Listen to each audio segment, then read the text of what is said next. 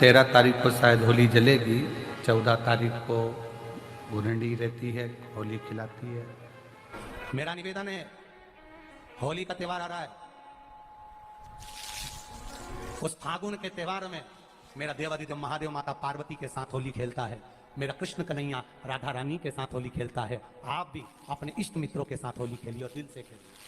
तो कभी मौका लगे तो एक बार महादेव की होली खेलने के लिए आप सीहोर, कभी मौका लगे, तुम ब्रज की होली तो बहुत खेले होगे, एक बार महादेव की होली खेलने सीहोर आओ।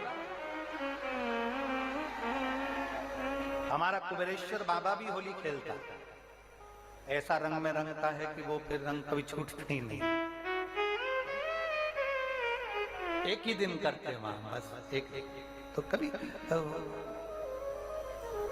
अपने स्वभाव को नहीं बदलना। हम भी उसमें रहते हैं, पूरी होली में आपके साथ में गुलाल खेलने, हम भी सामने तुम्हारे साथ साथ चलते उसमें, क्योंकि हम 5 महादेव के साथ होली खेलने के लिए उस दिन निकलते हैं। 5 महादेव, उस दिन हमारा नियम रहता है 5 महादेव के मंदिर जाना है, उनके साथ रंग खेलकर आना।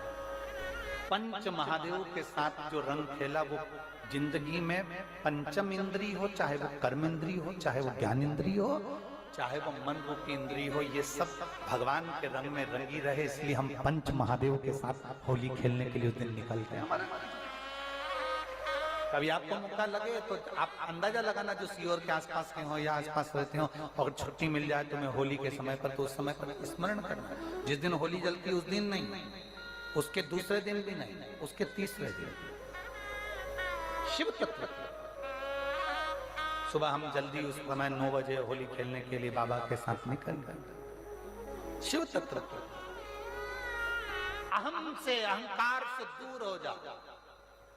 दिवाली तुमको थोड़ा सा अभिमान सिखा सकती है, रक्षाबंधन तुमको थोड़ा सा अभिमान सिखा सकती है, मकर संक्रांति तुमको थोड़ा सा अभिमान सिखा सकती है।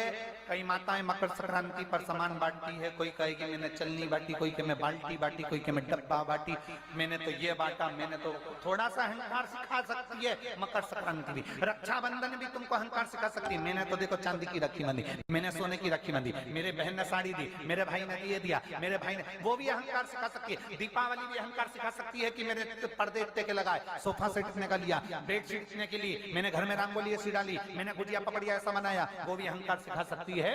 सारे त्योहार अभिमान सिखा सकते हैं, केवल एक होली ऐसी होती है जो अहंकार से विहीन सिखा सकती है। मालूम नहीं पड़ता व्यक्ति की शान क्या, सत्ता क्या, शोहरत क्या, कौन हो तुम, वो रंग में डूबे हुए हो। बस शिव तत्व वही कहता है, इस महादेव के रंग में एक बार अगर डूब गए तो फिर तुम उस रंग में रंगने के बाद दूसरा रंग तुम पर चढ़ता नहीं, तो फिर तुम उस रंग में रंगने के बाद दूसरा रंग तुम पर चढ़ता नहीं। दुनिया के लोगों ने कहानी गलत गढ़ दी, पूरी कहानी गलत बताई। अगर दुनिया के लोग सही कहानी बताते तो भतीजा और बुआ का संबंध खराब नहीं होता। कहानी गलत थी ना। लोगों ने कहा, हिरण्यकशिपु ने अपनी बहन से कहा, बहन तू अपने भतीजे को गोदी में रखकर बैठ जा और चादर ओढ़कर बैठ जाना, तू बच जाएगी, तेरा भतीजा जल जाएगा। तो बुआ भतीजे को जलाने के लिए गोदी में लेकर बैठी। बोलो सही है कि गलत है? लोगों ने कहानी गलत बताई। होली का लोगों ने कहा उसने अपने भतीजे को जलाया। पहले तो होलिका का नाम तो निकालो कि होलिका का नाम क्या है।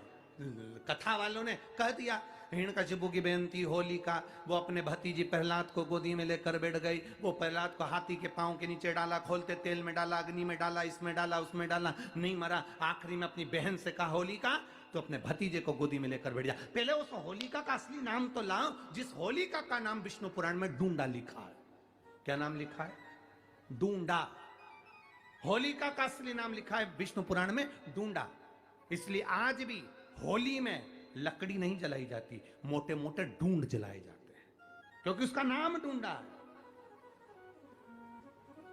और डूंडा बैठी अग्नि में, भतीजे को गोदी में लेकर बैठ गई। उसके पास में एक ब्रह्मा जी की चादर थी, जिसको ओढ़ कर बैठ जाती थी तो आगी में जल नहीं सकती थी। डूंडा ने देखा चारों तरफ से आगी लग गई, मेरा भतीजा जल जाएगा।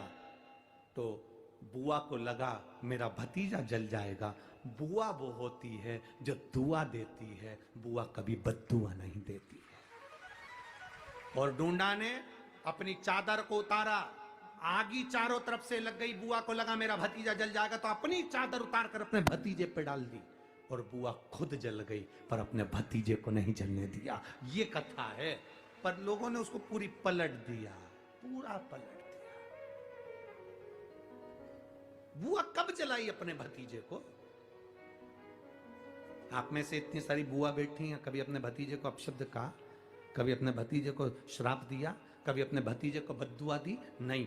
जब भी बोलती हो मेरा भतीजा खूब फले फूले, भगवान कृपा करे, मेरे भाई जैसा नाम कमाए, मेरा भैया कितना नाम कमाता वैसा मेरा भतीजा नाम कमाए, तो भतीजे को चाहिए जब बुआ घर में आए तो अपने मम्मी पापा से कहना, पापा मम्मी 2 साड़ी देना, क्योंकि अब मेरी नौकरी लग गई है, मैं कमाने लगा हूं, मैं कमा रहा हूं, इसलिए मम्मी एक काम करना, 1 साड़ी पापा देंगे अपनी बहन को और 1 मैं दूंगा अपनी बुआ को। तो मम्मी कहेगी तू अपनी बहन को देना, बुआ को क्यों दे रहा है? तो कह देना अगर आज मैं दूंगा तो उसके भी भतीजे उसको देंगे। ये हमारे यहाँ क्रम चालू होना चाहिए। होली में मोटे मोटे ढूंढ जलाए जाते हैं। ढूंढा की राख तैयार होती है, उसका कालापन जो तैयार होता है उसको उठाकर ले आए और कपड़े में उसको छान कर राख तैयार कर 3-4 बार छानने के बाद उस भस्म को 12 बजे से 1 बजे के बीच में शिव जी को समर्पित कर देता है और उस भस्म को उठाकर उसमें घी मिलाकर मस्तक पर तिलक लगाकर चले जाता है। वो जिंदगी में कभी हार नहीं सकता, विजय ही पाकर आता है, उसकी कभी हार नहीं हो सकता।